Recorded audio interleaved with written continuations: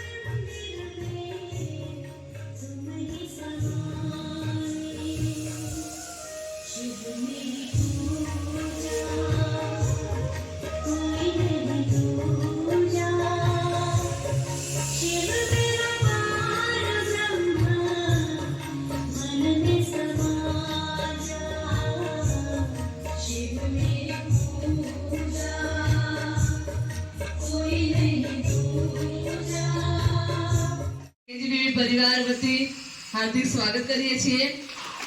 अमारी दीकरीओने थोड़ું જ્ઞાન મળે ધર્મ વિશેનું જીવનમાં ઉપયોગી થાય એવું સરસ મજાનું તમે માર્ગદર્શન આપવા માટે આવ્યા છો, તો અમે સર્વ બધાએ તમારું ખૂબ ખૂબ સ્વાગત કરીએ છીએ। તમારા સ્વાગત માટે અને ભગવાન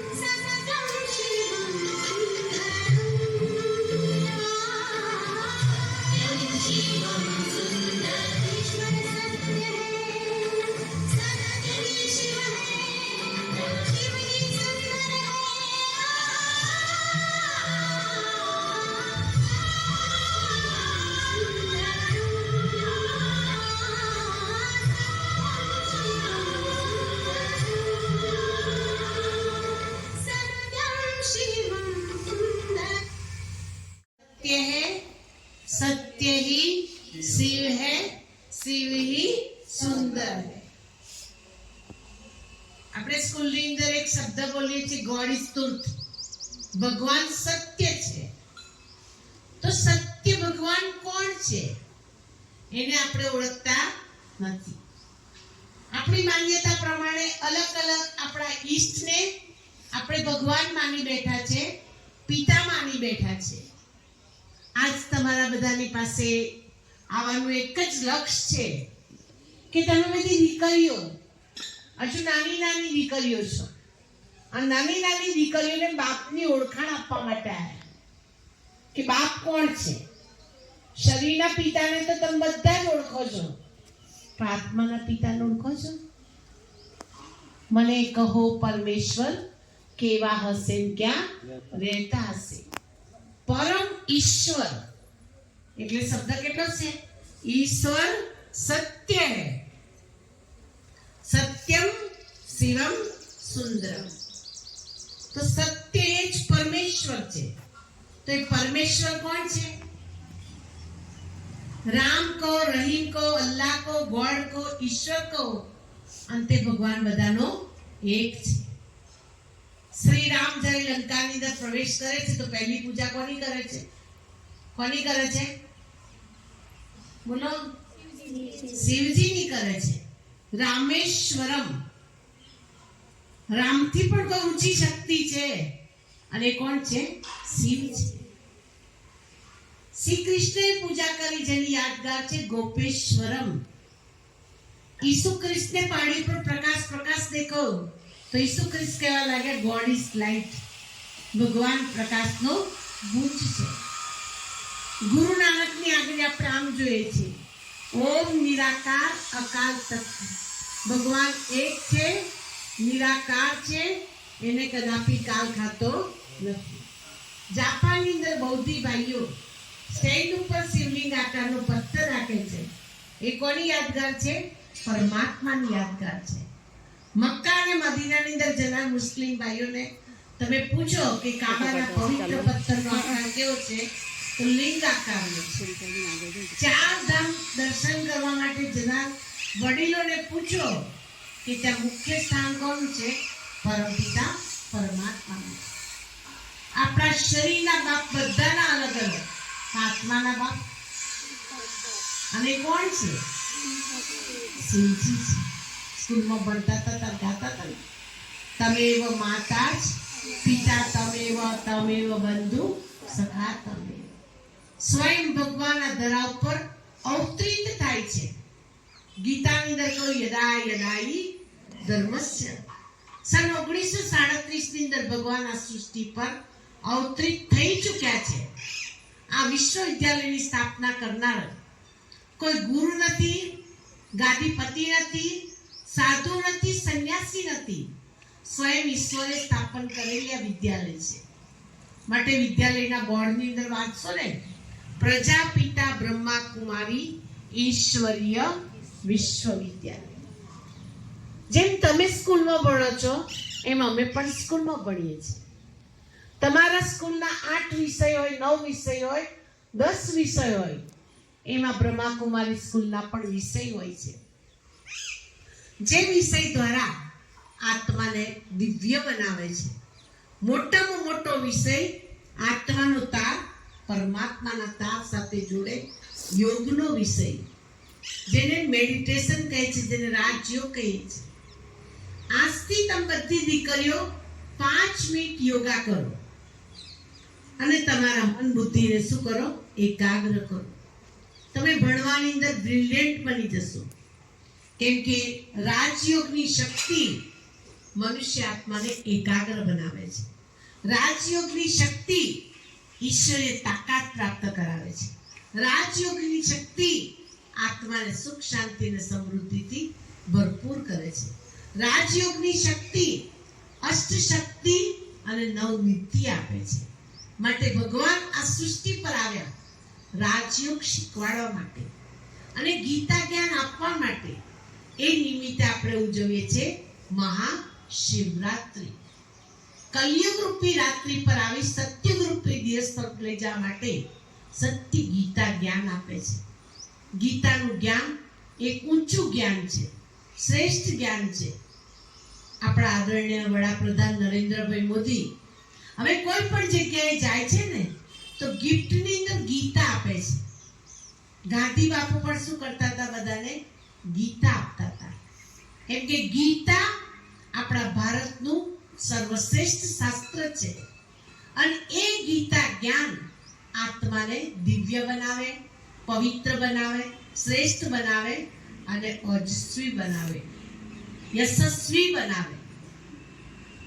અને એ ગીતા જ્ઞાન દ્વારા ભગવાન આ ધરતી પર પુનઃ નવી દુનિયાની શું કરે છે? સ્થાપના કરે છે. 26મી જાન્યુઆરી આપણે બધાએ દેશભક્તિનું ગીત સાંભળ્યું છે. ભારત સોને કી ચિડિયા थी जहाँ डाल डाल पर चिड़िया का बसेरा था वो ही भारत हमारा था. આપણો ભારત દેશ સ્વર્ણિમ દેશ હતો, સોનાનો દેશ હતો. પણ વર્તમાન કલયુગ બની ગયું. સતયુગ, ત્રેતાયુગ, દ્વાપરયુગ અને અત્યારે ચાલી રહ્યું છે કલયુગ. કલયુગનું ચક્ર પૂરું થાય છે. આવનાર યુગ કયો છે? સતયુગ છે, સ્વર્ણિમ યુગ છે. એની આગલી લીટી છે भारत सोने की चिड़िया थी जहाँ डाल डाल पर चिड़िया का बसेरा था वो ही भारत हमारा था. हर एक बाला राधा थी, हर एक बालक તમે બધાય દેશમાં હતા. અત્યારે આપણે બધા ભૂલી ગયા છે. યાદ છે મહાભારત રામાયણની એક સ્ટોરી? હનુમાન દાદાને દરિયો ઓરંડવાનો થયો ને તો નર્વસ થઈ, નિરાશ થઈ બેસી ગયા. એટલે જામવતજી આવ્યા ને યાદ અપાયું, હનુમાનજી તમે સાધારણ નથી, તમે તો પવન પુત્ર છો, તમે રામના પરમ ભક્ત છો, તમે ઉડો, તમારી પાસે તાકાત છે. અને ઉડી અને રાવણની લંકાને શું કરી? બાળી દીધી. અને સીતા માતાને શું કરી દીધા? શોધી દીધા. ક્યારે? કે હનુમાનજીને સ્મૃતિ આવી ત્યારે. એમ આપ સૌ દીકરીઓને સ્મૃતિ અપાવવા માટે આવ્યા છે. કેમ કે તમે સાધારણ નથી. એક વિશ્વની એક મહાશક્તિ, ઓલમાઇટી ઓથોરિટી ભગવાન શિવના બાળકો છો. કોના બાળકો છો તમે? અને એટલે જ તમારા દિલ ઉપર કોણ બેઠું છે?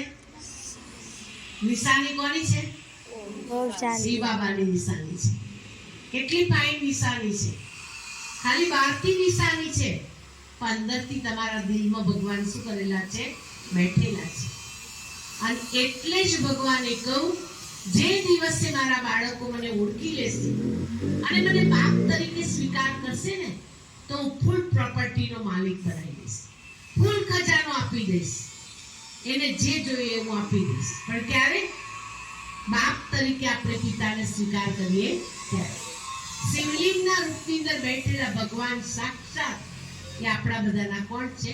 બાપ છે. આજે જ ભગવાને કહ્યું કે વાલા બાળકો, હું તમારો પિતા છું. અને એટલે જ અમે લોકો દિલથી ભગવાનને શું કહીએ છીએ? મારા બાપ. આપણા ઘરની અંદર આપણે પિતા શું કરીએ છીએ? મારા પપ્પા કહે છે કે આપણા પપ્પા કહે છે. 3-4 છોકરા હોય તો શું કહે? મારા પપ્પા, મારી મમ્મી. આપણી મમ્મી ને આપણા પિતા કોઈ કહે છે? એમ અહીં બધા બેઠેલા છો તો શિવ બાબા કોના? આપણા ના કહેવાય. કોના કહેવાય? મારા. મારા.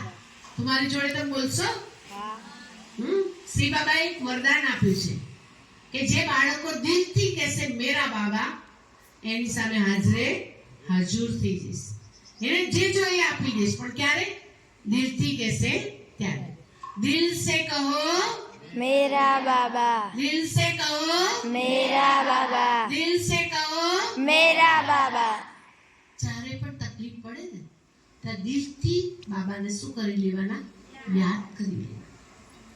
આજે હું એક જગ્યાએ ગઈ ને તો એક બેન વહેલા આયા અને મને કે બેન મારે એક અનુભવ સાંભળો.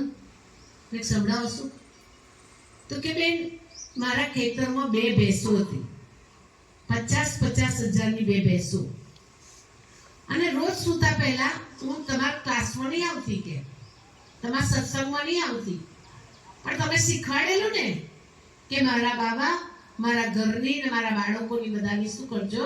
રક્ષા કરજો. તો કે ચોર લોકોએ ભેંસો છોડી કરી, પણ ખીલાની બહાર લઈ જતા આગળ એ ચોર લોકો લઈ જઈ શક્યા જ નહીં. આજે લેટેસ્ટ સવારે 8:30-9 વાગે એક બેન આવીને મારી પાસે આવો સરસ અનુભવ સંભળાયો. ભગવાન બધાના પાલનહાર છે, ભગવાન બધાના તારણહાર છે, ભગવાન બધાના રક્ષક છે, જે સ્વયંભૂ પિતા પરમાત્મા આ ધરા ઉપર અવતરી થઈ ચૂક્યા. અને એટલે જ એમને ઓળખી એમની સાથે સંબંધ શું કરવાનું છે? બાંધી દેવાનું છે. પરમેશ્વર ખાલી એ બેઠેલા વ્હાઈટ કપડા વાળાના નથી. શિવ ભગવાન ખાલી વ્હાઈટ કપડા વાળાના નથી, તમારા બધાના છે. તમે બધી દીકરીઓના બાપ કોણ છે? શિવ બાબા છે. એટલે પ્રેમથી શિવ બાબાને આપણે રોજ સવાર સાંજ આપણા પાવલોબેન રોજ 10 મિનિટ યોગ કરાવજો. સરસ સરસ ગીતો મૂકી બાબાના સોંગ તમે સર્ચ કરશો એટલે આવશે. મૂકી અને 10 મિનિટ પ્રાર્થનાના ટાઈમે યોગ કરશો તો તમારી માનસિક શક્તિઓનો વિકાસ થશે. તમારી અંદર સકારાત્મક તાકાત આવશે. તમે બધું ભૂલી જશો અને એક તાકાતવાન આત્મા તૈયાર થશે. તો આજના પાવન પર્વએ, આજના મંગલ પર્વએ, મહાશિવરાત્રિના પાવન પર્વએ પરમાત્માના હેપી બર્થડે કંઈ ગિફ્ટ આપવાની છે. શું ગિફ્ટ આપશો તમે? તમારી ગિફ્ટ આપવાની છે. યોગ કરશો. આજથી લડાઈ ઝઘડા, બોલો મારી સાથે, મારા હાથ લાગો કરો. આજથી હું મારા જીવનમાં લડાઈ ઝઘડા બંધ કરીશ. આજથી હું જે નાની મોટી ચોરી કરી લઉં છું એ પણ બંધ કરીશ. આજથી હું સકારાત્મક ચિંતન કરીશ. આજથી હું નેગેટિવને દૂર કરીશ. આજથી હું ક્યારેય રિસાઈશ નહીં. બહાર નહીં બોલો. આજથી હું ક્યારેય રિસાઈશ નહીં. જે મળ્યું જેવું મળ્યું એનાથી ખુશ રહીશ. ક્યારે પણ મારા મુખમાંથી અપશબ્દ ન નીકળે.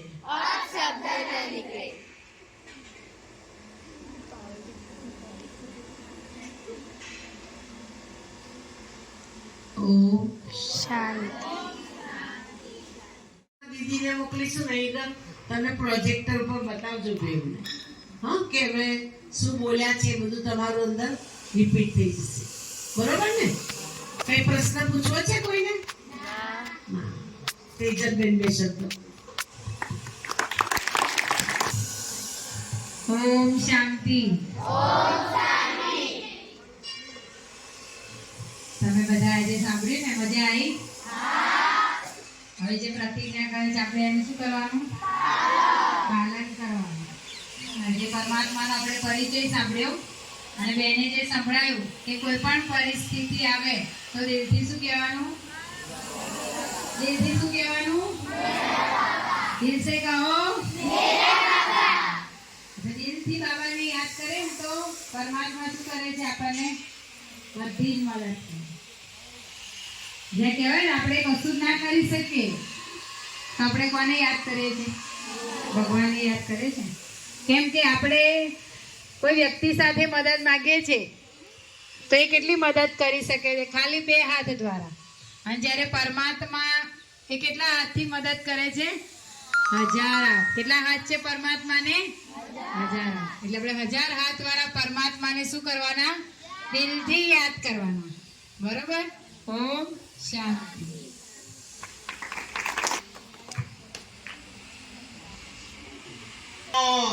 एक शिव परमात्मा कल्याणकारी कौन? एक शिव परमात्मा. जागो जागो जागो जागो. समय के जानो. भारत भारत में गीता ना भगवान कौन? गीता ना भगवान कौन? सर्वना सद्गति दाता कौन? मुक्ति जीवन मुक्ति दाता कौन? भक्तों की रक्षा करने वाला कौन? देवों ना देव कौन? देवों ना देव कौन? જોઈશું રહ્યા છો? જોઈશું રહ્યા છો?